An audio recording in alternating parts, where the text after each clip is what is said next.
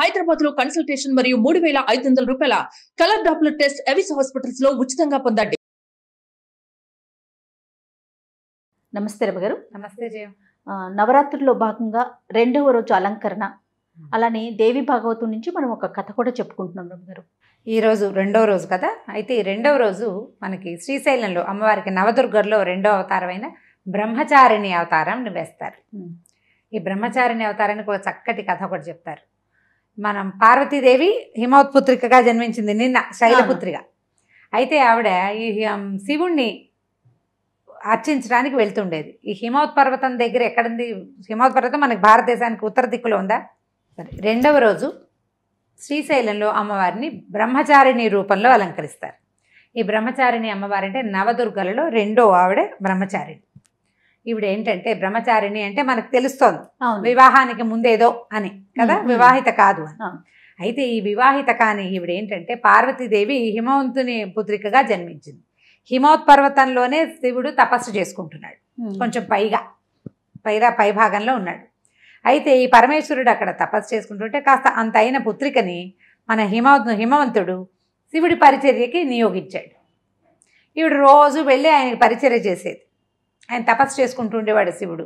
ఈవిడ వెళ్ళి అక్కడ పువ్వులు అవి పెట్టేది, మంచినీళ్ళు అవి పట్టుకొచ్చి పెట్టేది. ఆయన దారిని ఆయన ఉండేవాడు, ఈవిడ మాత్రం వెళ్ళి వస్తూ ఉండేది. క్రమంగా ఇలా జరుగుతుండగా దేవతలంతా ఏమనుకున్నారంటే ఇలా ఎన్నాళ్ళు జరుగుతుంది, ఎప్పుడైనా ఏదో ఒకరోజు ఆయన ఈవిడిని పెళ్లి చేసుకోవాలి. అందుకని ఆయన విరాగిగా ఉన్న పరమేశ్వరుణ్ణి సంసారిగా మార్చటం కోసం ఏం చేశారు? మన్మధుడిని ప్రేరేపించారు. ఆ మన్మధుడు వచ్చి సరిగా అన్ని ఆనుపాను చూసుకుని వసంతుడిని తీసుకొచ్చి అక్కడంతా వాతావరణం అంతా కొంచెం చక్కగా చేసేసి గ్రీన్గా ఆకుపచ్చగా రంగుల పువ్వులతో చేసి ఈ పార్వతీదేవి అక్కడుండి పరిచర్య చేసే సమయానికి బాగా గట్టిగా లాగి పంచబాణాలు సంధించి పరమేశ్వరుని మీద కొట్టాడు. బాణాలు సంధించట అవేం గుచ్చుకునేవి కాదు, పువ్వుల బాణాలే. మన్మధుడు 5 పువ్వులే ఆయన బాణాలు. ఈ పూల బాణం తగిలేసరికల్లా ఆయన కదిలాడు శివుడు. కదిలిన వెంటనే ఆయన కన్ను పార్వతీదేవి మీద పడింది, కానీ తననెవడో కదిపాడనే సంగతి తెలిసింది ఆయనకి. ఆ కదిపిన వైపుకి 3వ కన్ను తెరిచాడు. ఈ 3వ కన్నులోంచి వచ్చిన నిప్పుతోటి మన్మధుడు భగ్నమైపోయాడు, దగ్ధమైపోయాడు, కాలిపి బూడిదైపోయాడు. ఈయన ఆ ఉగ్రతని చేసుకోలేక శివుడు గబగబా నడిచి వెళ్ళిపోయాడు అక్కడి నుంచి. కానీ ఆయన కన్ను మాత్రం పార్వతీదేవి మీద పడింది. ఈవిడ బిక్కమొహంతో నుంచుంది. పరమేశ్వరుడు తన్ని వదిలిపెట్టి వెళ్ళిపోయాడని అనిపించింది ఆవిడకి. ఇప్పుడు బాణం వేస్తే శివుడి మీద బాణం వేసినా అది ఎవరి కోసం వేశారు? ఈవిడ కోసం. ఈవిడ చాలా దిగులు పడిపోయింది. ఇంటికి వెళ్ళింది. వాళ్ళ నాన్న అమ్మ కొంచెం ఓదార్చారు, కానీ నేను శివుడినే పతిగా వరించాను, ఆయన కోసం తపస్సు చేసుకుంటానంటే వీళ్ళు వద్దన్నారు. వాళ్ళమ్మ ఉమా అందుట. అంటే ఓ అమ్మాయి మా వద్దు తపస్సు. అప్పటి నుంచి ఆవిడ ఉమాదేవి అయింది. ఆ ఉమా పేరుకి అర్థం ఓ అమ్మాయి వలదు అని అర్థం. అయినా సరే ఆవిడ తపస్సుకి వెళ్ళిపోయింది. ఆ తపస్సుకు వెళ్ళి ఎట్లా వెళ్ళిందంటే ఆవిడ ఒక కమండలము, దండకమండలాగా అంటే చేతిలో అక్షమాల ఇది ధరించి తపస్సు చేసుకోవడానికి వెళ్ళిన స్వరూపంలోనే ఈ బ్రహ్మచారిణి దుర్గగా అమ్మవారిని అలంకరిస్తారు. తపస్సు చేసిన శివుడి కోసం. తర్వాత పరమేశ్వరుడు ప్రత్యక్షమై వివాహం చేసుకున్నారు. ఆవిడ వెళ్ళి అప్పుడు ఆకులు కూడా తినకుండా ఉండేదిట తపస్సుకి. కొంతకాలం తినేది, క్రమంగా తిని మెల్లిగా తిండి అన్నీ మానేసేసింది. ఆకులు కూడా తింటలేదు. పర్ణములు కూడా తినకుండా ఉంది కాబట్టి అమ్మవారిని అపర్ణ అంటారు. ఆ పరిస్థితుల్లో ఉన్నదనమాట. అటువంటి స్వరూపంలో బ్రహ్మచారిణి దుర్గగా మన శ్రీశైలంలో అలంకరిస్తారు. అమ్మవారికి పులిహోరని నైవేద్యంగా సమర్పిస్తారు ఈ రోజున, రెండో రోజు. అయితే మనం విజయవాడకి కనుక వస్తే కనకదుర్గాదేవి దేవాలయంలో ముందు రోజు ఏం చేశారు? స్వర్ణ కవచాలంకృత బాలా త్రిపుర సుందరిగా స్వర్ణ కవచాలంకృత దుర్గని అవతరించారు. రెండో రోజున బాలా త్రిపుర సుందరి అలంకరణ చేస్తారు. ఈ బాలా త్రిపుర సుందరికి తెలుపు, ఎరుపు, ఆకుపచ్చ రంగులో రంగురంగుల చీరలు కడతారు. పాయసము, గారెలు అవి నివేదన చేస్తారు అమ్మవారికి. అక్కడ పులిహోర పెడతారు, ఇక్కడ పాయసము, గారెలు అవి పెడతారనమాట. విశేషంగా ఈ రోజున బాలలకి చాలామందికి పూజలు సలుపుతారట. బాలా పూజ చేస్తారు. మనం ఇప్పుడు బాలా పూజ చేసుకుంటాం, మొదటి రోజు నుంచి మొదలు పెట్టాం కదా. తొలి రోజున ఒక బాలకి, రెండో రోజు ఇంకో బాలకి చొప్పున కూడా పెట్టుకోవచ్చు మనం. ఈ బాల పూజ కుమారి పూజని 9 రోజుల్లో ఏ రోజునైనా చేసుకోవచ్చు. తొలి రోజున కూడా చేయొచ్చు. నిన్న కుదరలేదనుకోండి, ఇవాళ ఒక బాలకి చేసుకోవటం. మనం సాధారణంగా ఇళ్లలో పూజ చేసుకునే వాళ్ళైతే రెండవ రోజు పులిహోర నివేదన పెడతారు. పులిహోరతో పాటుగా తప్పకుండా అన్న నివేదన, అన్నం కాస్త నెయ్యి వేసి బెల్లం ముక్క వేసి నివేదన చేయటం. దీంతో పాటు ఇప్పుడు పులిహోర చేసేసరికల్లా తీపి లేకుండా ఒట్టి చురుకుగా ఉండే పదార్థం పెట్టం కాబట్టి పానకం లాంటివి నివేదన చేయొచ్చు. తర్వాత లేదా కొద్దిగా పాయసం లాంటిది ఏదైనా చేయొచ్చు. ఈ అన్నం మీద బెల్లం అన్నం చేస్తాం కాబట్టి పనికి వస్తుందని భావించి అది కూడా చేసుకోవచ్చు. బ్రహ్మచారిణి బాలా త్రిపుర సుందరి. అయితే ఇవాళ మనం రెండో రోజు కథ చెప్పుకోవాలి మనం. అవునండి. పూర్వమట, అంటే ఇది కృతయుగానికి ముందుగానే, ఋతవాక్కు అని ఒక మహాముని ఉండేవాడట.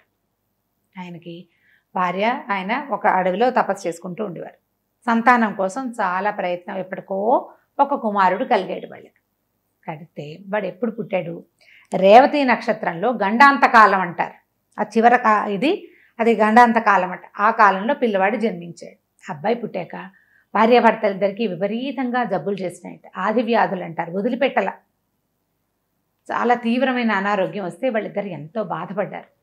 ఏమిటి పిల్లాడు పుట్టాక ఇలా వచ్చింది మనకి, ఇన్ని వందల సంవత్సరాలు ఏ అనారోగ్యము లేదు, ఈ పిల్లాడు ఏమిటి, వీడి పూర్వజన్మలో ఏమైనా చేయకూడని పాపాలు చేశాడా, వాడి పాపాలే వాడు జన్మించంగానే మనకి పట్టుకున్నాయా అని చాలా ఎంతో బాధపడేవాళ్ళు. అనారోగ్యంతో చాలా బాధపడేవాళ్ళు. ఆ పిల్లాడిని పెంచలేకపోయాడు. పిల్లవాడిని చూస్తే విసుగ్గా ఉండేది. లేక లేక కలిగిన పిల్లవాడు వాడిని వదిలిపెట్టుకోలేరు. ఈ అనారోగ్యపు బాధలు దేనివల్ల వచ్చాయో తెలియదు. ఆయన ఒక గర్గ మహర్షి వాళ్ళ ఆశ్రమానికి వస్తే ఆ గర్గ మహర్షిని అడిగారు, అయ్యా ఏమిటి మాకు ఈ శిక్ష, ఏదైనా మా పూర్వజన్మ పురాకృత పాపమా, మా పిల్లవాడు చేసుకున్న పురాకృత పాపమా, వాడు ఏదైనా శాపగ్రస్తుడా, వాడు పుట్టంగానే వాడి బదులు మేము అనుభవిస్తున్నాం, ఇది పుట్టకముందు మాకు ఏ అనారోగ్యాలు లేవు, మాకు ఇట్లా వ్యాధుల పాలైపోయామని చాలా దుఃఖించి ప్రార్థించారు. ప్రార్థిస్తే అప్పుడు ఈయన గర్గ మహర్షి ఏమన్నారంటే, ఆయన కొంచెం చూసి జ్ఞాన దృష్టితో, అబ్బాయి కృతవాక్ముని నువ్వు బాధపడద్దు, ఈ పిల్లవాడు రేవతి నక్షత్రంలో జన్మించాడు.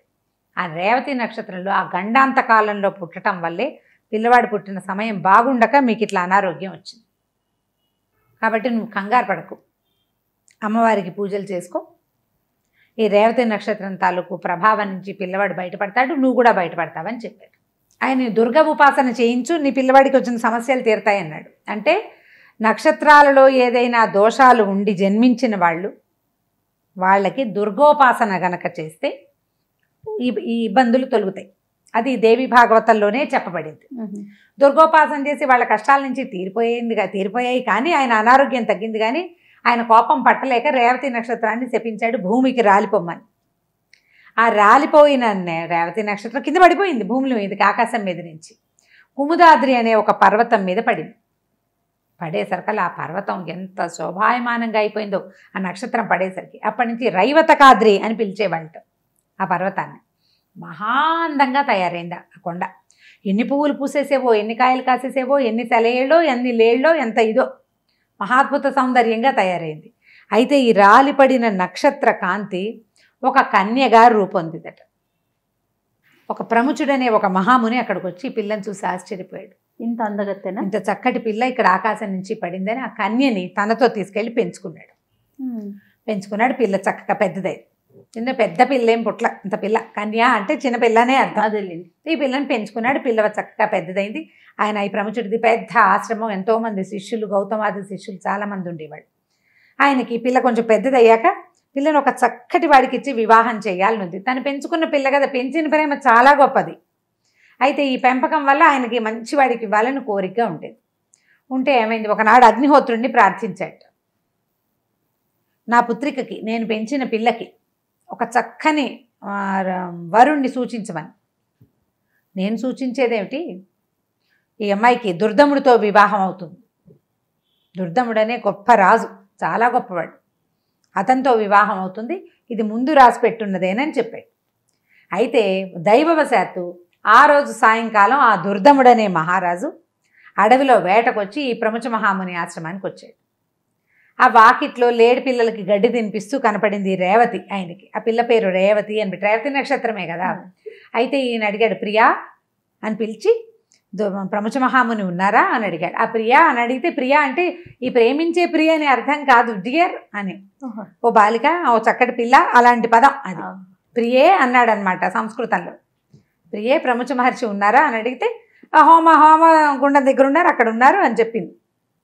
హోమానికి ఒక ప్రత్యేకమైన శాల ఉంటుంది, హోమశాలలో ఉన్నారు, నేను అక్కడికి వెళ్ళిపోయాడు, యజ్ఞశాలలో ఉన్నారు అని చెప్పేసి వెళ్ళాడు.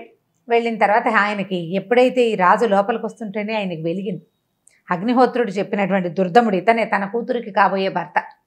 ఆయన చాలా పరమానందంగా ఈ రాజును ఆహ్వానించి కూర్చోబెట్టి సరే ఆయనతో మాట్లాడిన తర్వాత ఏం చెప్పాడంటే, నువ్వు వచ్చే దారిలో ఒక అమ్మాయిని చూసావు కదా, ఆ అమ్మాయి నీ భార్య అన్నాడు. అనేసరికి నేను పొరపాటున ప్రియ అన్నాను, ఒక ప్రేమగా సంబోధించాను తప్పితే నాకేం దురుద్దేశం లేదు, చెప్పిస్తాడని భయపడ్డాడు ఆయన. నువ్వేం కంగారు పడకు నాయన, అగ్నిహోత్రుడే చెప్పాడు నువ్వే మా పిల్లకి కావాల్సిన వరుడు అని, కాబట్టి నువ్వేమి కంగారు పడద్దు, నా పిల్లని వివాహం చేసుకో. ఆల్రెడీ ఆయనకి భార్యలు ఉన్నారు, సుభద్రాది జనం కొంతమంది ఉన్నారు, భార్యలు ఉన్నా సరే ఈమెను వివాహం చేసుకో, నేను ఈమెను కన్యాదానం చేస్తాను నీకని చెప్పాడు. రేవతిని అడిగారు, ఆవిడ సరే అంది. కానీ ఆవిడ ఏమందంటే రేవతి నక్షత్రంలోనే నాకు పెళ్లి చేయమంది అనేసరికల్లా ఈయన అన్నాడు, రేవతి నక్షత్రం శాపగ్రస్త నక్షత్రం కదా, మృతవాక్కు ఏమో శపించాడు రేవతిని అంటే ఈవిడ అడిగింది అనమాట రేవతి, ఈ అమ్మాయి. ఇప్పుడు ఋతవాగ్ము నీవు ఒక్కడైనా తపసంపన్నుడు, నువ్వు కాదా, నువ్వు తపసంపన్నుడివే కదా, రేవతిని ఇంకొక రేవతిని సృష్టించి ఆకాశ మార్గంలో నిలుపు, అది నిలిచినప్పుడే నాకు పెళ్ళి, అప్పుడే నాకు పెళ్లి చేయమని అడిగేసరికల్లా ఈయన తన తపశ్శక్తితోటి రేవతి నక్షత్రాన్ని మళ్ళీ సృజించి ఆకాశంలో నిలిపాడు. దాని స్థాపన వేళలోనే తన కూతురికి కన్యాదానం చేశాడు. ఈ రేవతి ఈయన్ని పెళ్లి చేసుకున్న తర్వాత ఈయన ఏం చేశాడంటే, దుర్దముడు ఈ భార్యని తన ఇంటికి తీసుకెళ్ళిన తర్వాత లోమస మహర్షి అనే ఒక చాలా గొప్ప మహర్షి. లోమసుడు ఎన్ని కథల్లోనూ కనపడతారు మనకి. ఆయన ఈ దుర్దముడి దగ్గరికి వచ్చాడు. ఈవిడ నక్షత్రకాంత, మనకు తెలిసిందే కదా, ఆకాశంలో ఎక్కడుండాలి ఆవిడ, మొత్తం ప్రపంచాన్ని కదిపేటువంటి మహాశక్తుల్లో నక్షత్రం కూడా ఒకటి, అంతేగా. అవునండి. అయితే ఈయన ఏమన్నాడంటే లోమస మహర్షిని, అయ్యా ఏదైనా సరే నాకు అత్యద్భుతమైన ఫలితాన్ని ఇచ్చే పూజ నాతోటి చేయించు, ఏం చేయిస్తావు అని అడిగితే దేవీ భాగవతం వినమని చెప్పాడు ఆయన. దేవీ భాగవతం విను, దేవీ భాగవతం వింటే నీకు పరమాద్భుతమైన ఫలితాలు లభిస్తాయి. అప్పుడు ఈయన ఏమన్నాడంటే, నాకు మనువయ్యే కుమారుడు కావాలి, నా కోరిక అది. ఎందుకంటే నా భార్య ఒక ముని చేత పెంచబడింది, ఒక మహర్షి చేత. ఆ మహర్షి ఎంత శక్తివంతుడంటే ఈమెకు ప్రతిరూపాన్ని ఆకాశంలో పెట్టగలిగినవాడు. ఈవిడ సామాన్యం కాదు, గ్రహమండలంలో ఉండవలసిన కన్య నా దగ్గరకు వచ్చింది. ఇప్పుడు ఇంత పరమాద్భుతమైన వ్యక్తిని పెళ్లి చేసుకున్నందుకు నాకు ఒక పరమాద్భుతమైన ఫలితం లభించాలంటే, అంత అద్భుత ఫలితం లభించాలంటే ఈమె భూమి మీద పడిపోయింది, ఈవిడ మళ్ళీ పైకి వెళ్ళిపోవాలి, శాశ్వతంగా ఆమె పేరు ప్రపంచంలో నిలిచి ఉండాలి. రేవతి నక్షత్రంగానే కాదు, ఆమె కలగబోయే కుమారుడు మనువు అవ్వాలి అని కోరుకున్నారు. కోరుకునేసరికల్లా అప్పుడు దేవి భాగవతాన్ని పరమాద్భుతంగా చెప్పాడట లోమస మహర్షి. 7 సార్లు సప్తాహం 7 సార్లు దేవి భాగవత పురాణాన్ని వినిపించాడు. ప్రతిసారి హోమం చేశారు, తర్పణం చేశారు, దానం చేశారు. 7 సార్లు ఇట్లా చేసిన తర్వాత ఈ రేవతి దేవికి ఒక కుమారుడు కలిగాడు, రైవతుడు ఆయన పేరు. ఆ రైవతుడు ఒక మన్వంతరానికి అధిపతి అయ్యాడు. మనం స్వారోచిష మనువు, సారస్వత వాళ్ళ పేర్లు చెప్పుకుంటామా, రైవతుడు కూడా ఒక మన్వంతరానికి అధిపతి. మన్వంతరం అంటే మహాకాలం అన్నమాట, చాలా పెద్దది. మనకి మన్వంతరం ఇప్పుడు వైవస్వత మన్వంతరంలో ఉన్నాం మనం. ఈ రైవతక మన్వంతరం ఏంటంటే ఒక ప్రతి మన్వంతరానికి 30,84,48,000 సంవత్సరాల కాలం ఇతను ఆ కాలానికి అధిపతిగా ఉన్నాడు రైవతుడు.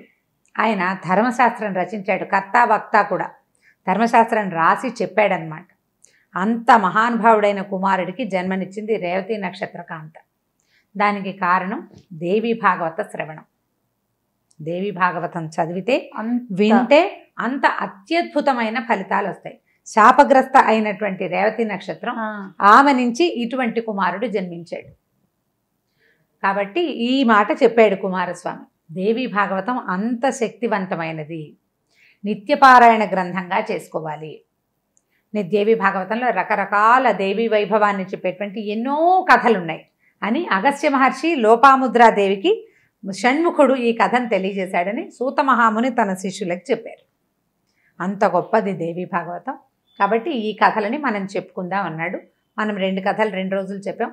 ఇంకా కొన్ని కథల్ని తర్వాత భాగాలుగా చెప్పుకుందాం. తప్పకుండా రమ్మగారు. నమస్తే అండి. నమస్తే జయ.